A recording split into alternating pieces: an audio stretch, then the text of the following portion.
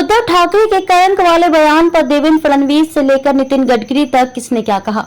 Maharashtra BJP प्रमुख चंद्रशेखर बावनकुले की कड़ी आलोचना और चेतावनी के बावजूद उद्धव ठाकरे ने मंगलवार को न केवल उप मुख्यमंत्री देवेंद्र फडणवीस के खिलाफ अपनी कलंक वाली टिप्पणी दोहराई बल्कि उसका बचाव भी किया। उद्धव ठाकरे ने पूछा कि मैंने क्या गलत कहा। आप लोगों पर भ्रष्टाचार के आरोप लगाते हैं, क्या यह उन्हें कलंकित नहीं कर रहा है?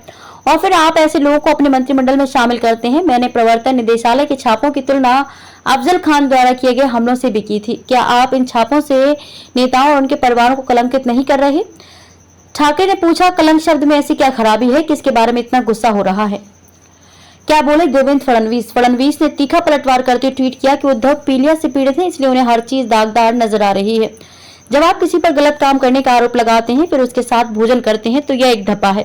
जब कोई बाला साहेब ठाकरे के लिए हिंदू हृदय सम्राट के बजाय जनाब का उपयोग करता है तो यह एक कलंक है। जब आप वीर सावरकर को कोसने वालों के साथ सत्ता साझा करते हैं तो यह एक धब्बा है। जब राज्य की सुरक्षा की जिम्मेदारी संभालने वालों को जबरन वसूली का लक्ष्य दिया जाता है तो ये एक कलंक है। जब कोई पार्टी कार्यकर्ता किसी उद्योगपति घर सामने बम रखता है तो आप उसका बचाव करते पूछते हैं कि क्या वह ओसामा बिन लादेन है, तो ये भी एक कलंक है। जब आप मुश्किल से 2 साल में लोकतंत्र के मंदिर विधानमंडल में बैठते हैं और फिर दूसरों को लोकतंत्र पर उपदेश देते हैं तो ये एक धब्बा है।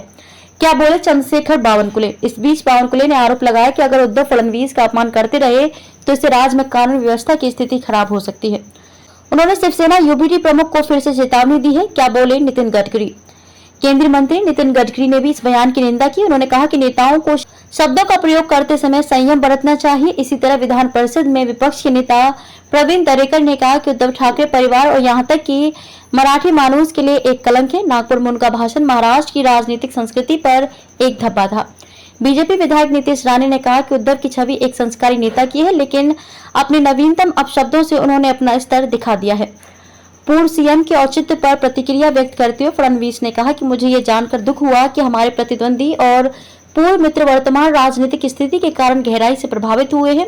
ये झटका इतना गंभीर है कि उन्हें अब मनोचिकित्सक से सलाह लेनी पड़ सकती है। जब सामने वाला व्यक्ति इतनी नाजुक मानसिक स्थिति से गुजर रहा हो तो उस पर प्रतिक्रिया नहीं देनी चाहिए।